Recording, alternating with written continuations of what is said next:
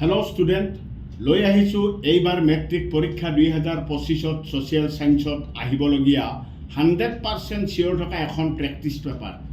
মই তোমালোকক 3খন practice paper দিম। এই 3খন প্ৰেক্টিছ পেপাৰ ভালদৰে চাই গ'লে তোমালোকে ছ'চিয়েল ছায়েন্সত 90% প্লাছ পাবা। প্ৰেক্টিছ পেপাৰ নাম্বাৰ 1 হ'ল ছ'চিয়েল ছায়েন্সৰ history part. Practice paper number 2ত থাকিব জগ্ৰাফী অৰ্থাৎ ভূগোল। প্ৰেক্টিছ পেপাৰ নাম্বাৰ 3ত থাকিব পলিটিকেল আৰু ইকনমিক্স পাৰ্ট। মই দিয়া 3খন প্ৰেক্টিছ পেপাৰ তোমালোকে ভালদৰে প্ৰেক্টিছ কৰিলে 100% কুৱেশ্যনছৰ এনচাৰ লিখিব পাৰিবা। ৰিচেণ্টলি তোমালোকক বাকী থকা প্ৰেক্টিছ পেপাৰ 2খন পাবা। আহা তেতিয়াহ'লে পলম নকৰি হিষ্ট্ৰী অৰ্থাৎ ইতিহাসৰ প্ৰেক্টিছ পেপাৰ নাম্বাৰ 1খন চাই লওঁ আহা।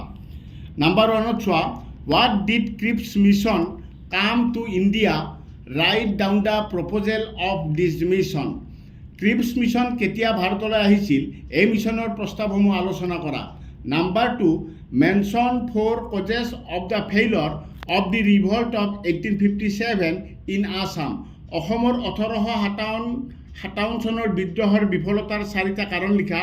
মই তোমালোকক অসমীয়াত মাতি যাম কুৱেশ্যনটো। ইংলিছ মিডিয়ামৰ ষ্টুডেণ্টে ইংৰাজীত কুৱেশ্যনটো আছে, চাই ল'ব পাৰিবা। কুৱেশ্যন নম্বৰ 3, কাৰ্নিংহাম চাৰ্কুলাৰ কি? আইন অমান্য আন্দোলনত অসমৰ ভূমিকা সম্পৰ্কে এইটো খতিয়ান দাঙি ধৰা। নাম্বাৰ 4, বংগ ভংগ কাৰ্যকৰী হোৱাৰ দিনা বংগবাসীয়ে কেনেকুৱা কাৰ্যসূচী পালন কৰিছিল লিখা। বংগ বিভাজন বিৰোধী আন্দোলনে স্বদেশী আন্দোলন নাম কিয় পাইছিল চমুকৈ লিখা। তাৰপিছত চোৱা, নাম্বাৰ 6, অসমৰ চিত্ৰকলা সম্পৰ্কে এটি টকা লিখা, বা এই প্ৰশ্নটো এনেকৈ দিব পাৰে, অসমৰ চিত্ৰকলাৰ ঐতিহ্যৰ বিষয়ে চমুকৈ লিখা। নাম্বাৰ 7, অসমত উদযাপন কৰা বিহু উৎসৱৰ বিষয়ে চমুকৈ লিখা, বা এই কুৱেশ্যনটো এনেকৈ দিব পাৰে, অসমীয়া সংস্কৃতিত বিহুৰ অৱদান সম্পৰ্কে লিখা। নাম্বাৰ 8, স্বদেশী আন্দোলনৰ 3টা ফলাফল উল্লেখ কৰা। নাম্বাৰ 9, স্বদেশী আন্দোলনৰ 3টা অৱদান উল্লেখ কৰা।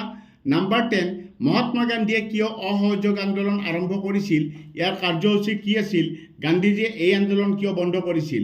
নাম্বাৰ 11, ৰচয়িতাসকলৰ নাম লিখা, অৰ্থাৎ কোনে কোনে লিখিছিল ক'ব লাগে। কীৰ্তন ঘোষা, নামঘোষা, কালিয়া দমন, হস্তি বিদ্যানব কথাকেইটা। নাম্বাৰ 12, পথৰুঘাটৰ কৃষক বিদ্ৰোহৰ ওপৰত এটি টকা লিখা। নেক্সট 13 নাম্বাৰ চোৱা, জোনাকী যুগৰ উল্লেখযোগ্য জাতীয়তাবাদী উত্তৰণৰ এটি চমু আভাস দিয়া। নাম্বাৰ 14, অসহযোগ আন্দোলনৰ ইতিবাচক আৰু নেতিবাচক দিশসমূহ কি কি আছিল। নাম্বাৰ 15, জালিয়ানাবাগৰ হত্যাকাণ্ডৰ বিষয়ে এটি চমু টকা লিখা। নাম্বাৰ 16, অসমত ইংৰাজে প্ৰৱৰ্তন কৰা ৰাজহ ব্যৱস্থাৰ ওপৰত এটি টকা লিখা। নাম্বাৰ 17, যোৰহাট সাৰ্বজনিক সভাৰ উদ্দেশ্য আৰু কাৰ্যাৱলী সম্পৰ্কে লিখা। নাম্বাৰ 18, অসমত 1857 চনৰ বিদ্ৰোহৰ গুৰুত্ব সম্পৰ্কে চমুকৈ আলোচনা কৰা। নাম্বাৰ 19, ফুলগুৰি ধাবাৰ ওপৰত এটি চমু টকা লিখা, খুব ইম্পৰ্টেণ্ট হয়। নাম্বাৰ 20, উত্তৰ পূৰ্বাঞ্চলৰ এক উমৈহতীয়া সুকীয়া পৰিচয় কেনেকৈ গঢ়ি উঠিছে চমুকৈ বৰ্ণনা দিয়া। নাম্বাৰ 21, ভাৰত ত্যাগ আন্দোলনত অসমৰ ভূমিকা সম্পৰ্কে এটি খতিয়ান দাঙি ধৰা। নাম্বাৰ 22, ভাৰতীয় সংস্কৃতিত অনৈক্যৰ মাজত একতা সৃষ্টিকাৰী 3টা কাৰক উল্লেখ কৰা। নাম্বাৰ 23, বিহুৰ সমধৰ্মী হিচাপে অসমত উদযাপন হোৱা 2টা স্থানীয় উৎসৱ উল্লেখ কৰা। 24, অসমত হোৱা কৃষক বিদ্ৰোহত ৰাইজ মেলৰ ভূমিকা সম্পৰ্কে চমুকৈ লিখা। নাম্বাৰ 15, অসমৰ বৈষ্ণৱী সাহিত্যৰ বিষয়ে এটি চমু টকা লিখা। নাম্বাৰ 26, ব্ৰিটিছৰ দিনত অসমৰ কৃষকৰ দুৰৱস্থাৰ 3টা কাৰণ লিখা। 27, অসমীয়া লিটাৰেৰী ছ'চাইটিৰ বিষয়ে চমুকৈ লিখা।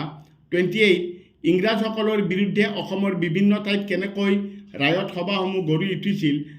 29, লৰ্ড কাৰ্জনে 1 ছেপ্টেম্বৰত ঘোষণা কৰা বংগভংগৰ 4 দফীয়া আঁচনিখনৰ বিষয়ে লিখা। 30, ৰাইজমেল আৰু কৃষক বিদ্ৰোহৰ মাজৰ সম্পৰ্ক কি। 31, স্বদেশী আন্দোলনে জাতীয় শিক্ষালৈ আগবঢ়োৱা বৰঙণিৰ বিষয়ে চমুকৈ আলোচনা কৰা। 32, ভাৰতৰ ভাস্কৰ্য শিল্পকলাৰ 3টা প্ৰধান শৈলী। 33, ওজাপালিৰ ভাগ 2টাৰ নাম লিখা। অসমৰ প্ৰথম বাৰ্তা আলোচনীখনৰ নাম কি। অসমীয়া ভাষা উন্নতি সাধিনী সভাৰ ভূমিকা আৰু কাৰ্যাৱলীৰ বিষয়ে চমুকৈ আলোচনা কৰা। বৰদলৈৰ মন্ত্ৰীসভাৰ নেতৃত্বত অসমত স্থাপিত হোৱা শিক্ষানুষ্ঠানসমূহৰ বিষয়ে এটি সংক্ষিপ্ত বিৱৰণ দিয়া। 36, সত্যাগ্ৰহ বুলিলে কি বুজা, যি তিনিটা স্থানীয় বিবাদৰ ক্ষেত্ৰত গান্ধীজীয়ে সত্যাগ্ৰহ প্ৰথমতে প্ৰয়োগ কৰিছিল সেই তিনিটাৰ বিষয়ে সংক্ষিপ্ত বিৱৰণ দিয়া। নাম্বাৰ 37, অসমৰ প্ৰাচীন নাম কামৰূপ আৰু প্ৰাগজ্যোতিষপুৰ বুলি উল্লেখ থকা তিনিখন গ্ৰন্থৰ নাম লিখা। 38, কি ৰাজনৈতিক পৰিস্থিতিত গান্ধী অৰুণ চুক্তি স্বাক্ষৰ কৰা হৈছিল, ইয়াৰ মূল চৰ্ত তিনিটা উল্লেখ কৰা। 39, ইউনেস্কোৰ দ্বাৰাই বিশ্ব ঐতিহ্য ক্ষেত্ৰ হিচাপে তালিকাভুক্ত হোৱা ভাৰতৰ তিনিটা স্থাপত্য উল্লেখ কৰা। 40, ইয়াণ্ডাবু সন্ধি কেতিয়া স্বাক্ষৰিত হৈছিল, ইয়াৰ ফলাফল কি আছিল। 41, স্বদেশী আন্দোলন দুৰ্বল কৰাৰ বাবে ব্ৰিটিছ চৰকাৰে কি কি কৰ্মপন্থা লৈছিল, আন্দোলনৰ নেতাসকলৰ পৰা চৰকাৰে সঁহাৰি লাভ কৰিছিলনে। 43, স্বদেশী আন্দোলনত মহিলাৰ ভূমিকা বা মহিলাৰ অৱদানৰ বিষয়ে চমুকৈ লিখা। Last page. হস্তি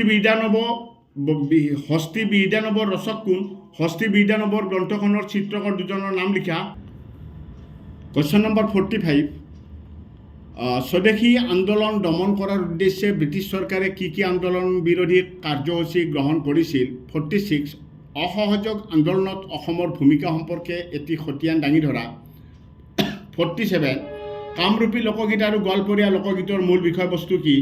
48, বংগ বিভাজনৰ অন্তৰ্নিহিত উদ্দেশ্য কি আছিল, চমুকৈ লিখা। 49, 1850 চনত ব্ৰিটিছৰ বিৰুদ্ধে জয়ন্তীয়াসকলে কৰা বিদ্ৰোহৰ বিষয়ে এটি চমুটকা লিখা। লাষ্ট কুৱেশ্যন 50, এইটো চোৱা, কি পৰিস্থিতিত ভাৰত ত্যাগ আন্দোলন সূচনা হৈছিল। ভাৰতৰ স্বাধীনতা সংগ্ৰামত এই আন্দোলনৰ কাৰ্যসূচী তুমি মাইলৰ খুঁটি হিচাপে সাব্যস্ত কৰিব খোজানে? তোমাৰ মতামতৰ সমৰ্থনত যুক্তি দিয়া। বা এই কুৱেশ্যনটো এনেকৈও দিব পাৰে, গান্ধীজীৰ ভাৰত ত্যাগ আন্দোলনৰ আঁৰত কি আছিল, তেখেতে এই আন্দোলন কেনেকৈ পৰিচালিত কৰিছিল। তো আজিলৈ আৰু বিশেষ নাই, পৰৱৰ্তী ভিডিঅ'ত লগ পোৱাৰ আশাৰে আজিলৈ ইমানতে সামৰণি মাৰিলোঁ। ধন্যবাদ।